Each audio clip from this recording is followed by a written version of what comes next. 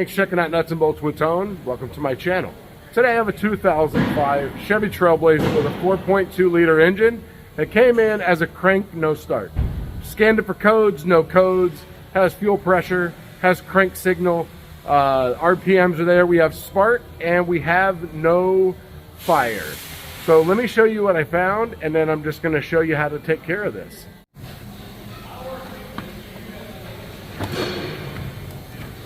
I've already loosened all this up to assess the damage. Just got approved, so let's see what's going on.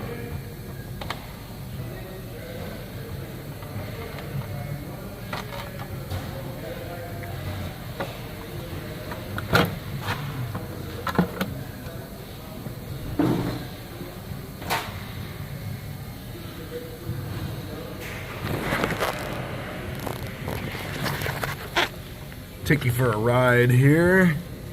So we have the injector harness is chewed up.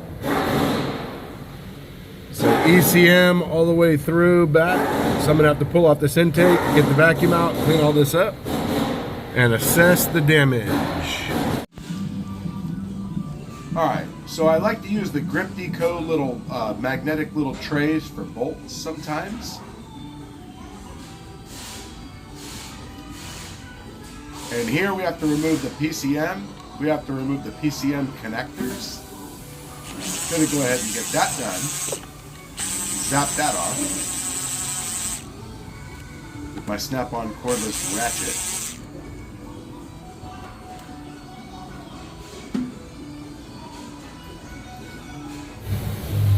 And here is the new bolster mat. I'm using that over on the left side to hold my tools. So now we got to remove the throttle body connector. Get that out of the way. And also the EVAP purge line. Got to get that off of there so I can get the purge valve, the throttle body out. So now I got to do the brake booster hose. It was a little stuck, so I had to put a pick in there and get it loose. The PCM is held in by two bolts and two nuts.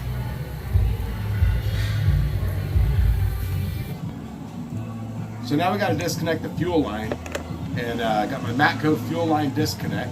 Pretty sure it's made by Lyle, but it's rebranded as Matco. To get that popped off.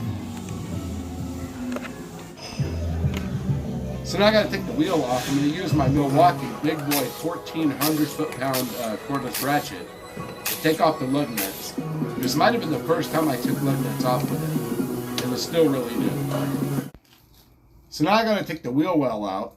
So it's a whole bunch of clips all around the wheel well holding it in because the intake gets unbolted through the wheel well. Going to use my multi-tool to get the clips out. If you don't own one, you definitely need to. It is definitely worth it.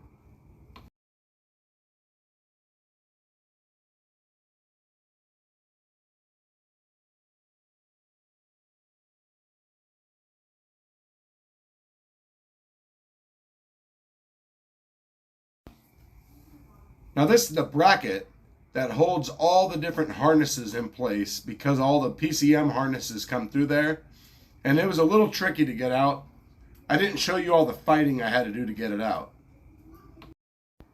Just a little view of the intake manifold bolts that have to come out to get this intake out.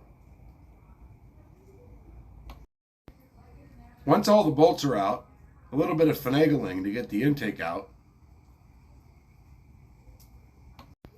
And what do you know, I didn't look up the directions for this intake, and I haven't done one in a while. But the alternator has to come out, and the bracket to get the intake. So you have the AC line that bolts to the bracket to get that out. And now we're going to work on the intake bolts. So we can go ahead and get this out because one of the bolts goes through the bracket. So we're going to get the bracket out right now. You got a harness that clips into it. And now with a little bit of finagling with the intake manifold, getting it just in the right spot, able to wiggle it out and get it out of the way. So here's the harness with everything out and accessible. So it's an 8-pin harness, 7 wires. This harness needs to disconnect because the fuel injectors are under the intake manifold, and you have no way of isolating the injectors if you were to hardwire it. One way I could do it is just to cut the connectors off and solder wires, but then you could never disconnect the injectors, and that would not be good. So we're going to go ahead and do, I got 2 sets of these. It's just a 4-pin connector, and I'm just going to wire in the top. Just going to wire in, I'll show you on the injector one. Just going to wire in the 4 wires on this side, or 3 wires on that side, and the 4 wires on this side, or 4 wires on that side. Anyways, and then it'll just have 2 connectors instead of 1. But that way the injectors will be able to be disconnected. So we're going to get all this ready to solder, and I'm going to have to extend some wires because obviously this is not long enough to reach all the damaged wires. So now it's time to solder. Got this little magnetic alligator clip holder for soldering, and I can't remember where I got it from. It might be Lyle, I'm not sure. Maybe it was just the Amazon special. But here we are, we're going to solder, and I got a lot of soldering to do.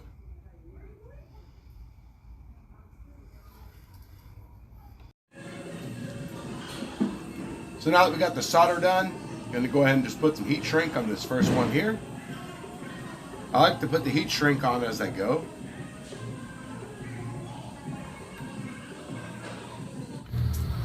So now with these extension wires that I had to use, I had a bunch of wires, and I had a bunch and they were 2 different sizes.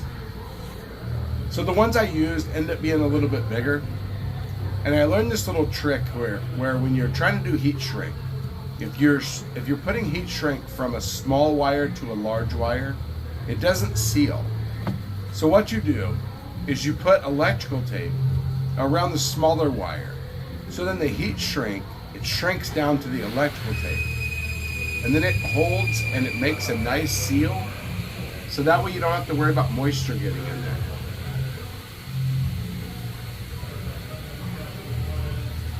So I have a soldering iron, and I've been doing soldering, and I'm putting heat shrink, and you're probably wondering, how in the world am I heating this heat shrink up to shrink down to the wires properly? Well, let me explain how I'm doing that and give you a little tip on how you can do it.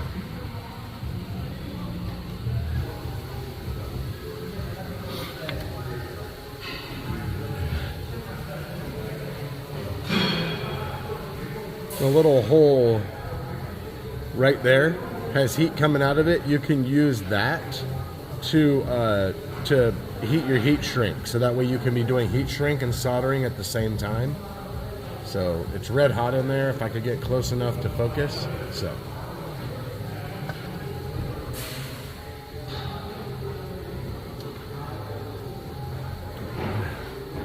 So now I've made an extension for these 4 wires that are, because I'm going to take these 4 wires right here in the top of this connector, and I'm going to put those in one connector and put these 3 in the other connector.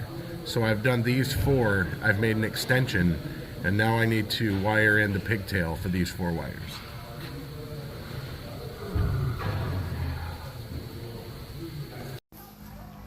So I used to put all my heat shrink on the wires, and then I would do all my soldering. And what I found was that I would go back to do the heat shrink, and some of the heat shrink had melted because of all the heat from the soldering. So I learned about the little hole in the soldering iron, and so now I like to solder and do the heat shrink all at one time, so I don't have to worry about that, because there's nothing worse than cutting the heat shrink, getting everything ready, and you put it on there, you solder the wires, and the heat shrink is melted, and then you have to electrical tape it.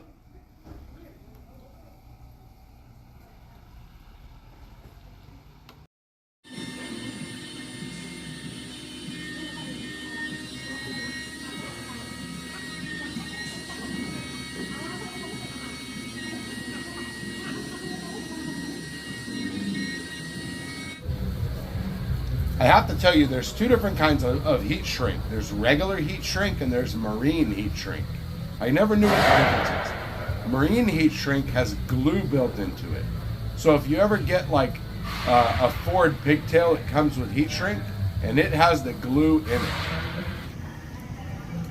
So with this job, I took a lot of extra time to really just make sure I had all the right lengths, because this is the injector harness that comes out from around the intake manifold. So there is no, you know, if you mess up, you know, it's a big thing. So here, just gonna go ahead and just get all my heat shrink on, make some nice solders.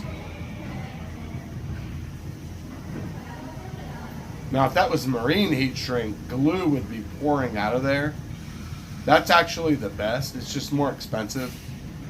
And I don't buy the heat shrink, so I just use what I'm given.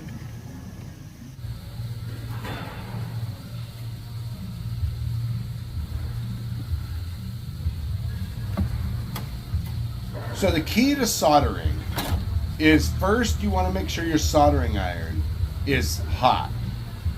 So if you put it under the wires, the way you're supposed to do is you put it under the wires and you let the wires get hot and you run the solder along the top.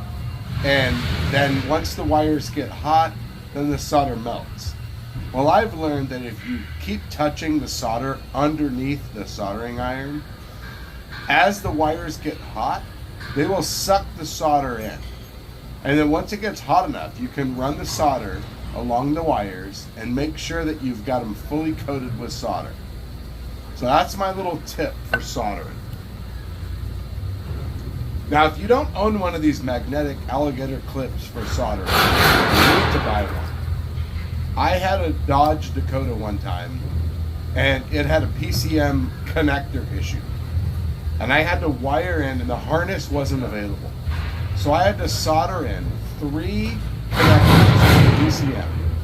And I swear there was 50 wires in each connector. I had a piece of plywood laying across the engine bay, and it was just soldering away, and I didn't have that at that time, so it would have really helped then.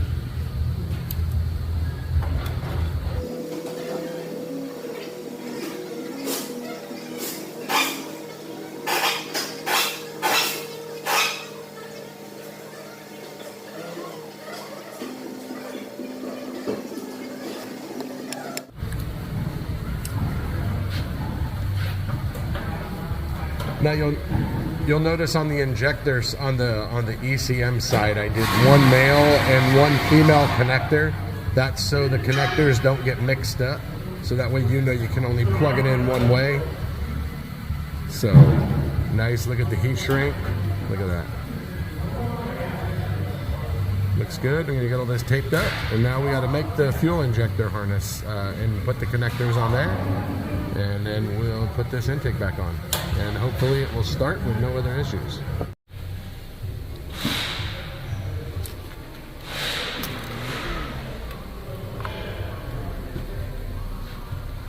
Here's the injector harness right here. I did a male and female on the injector harness and a male and female on the ECM harness, so that way there's no confusion. Got it all nice and buttoned up. Now I just got to install this on the injectors, get all the coils back in place, and get the intake on. Actually, I'm going to clean up the intake surface first.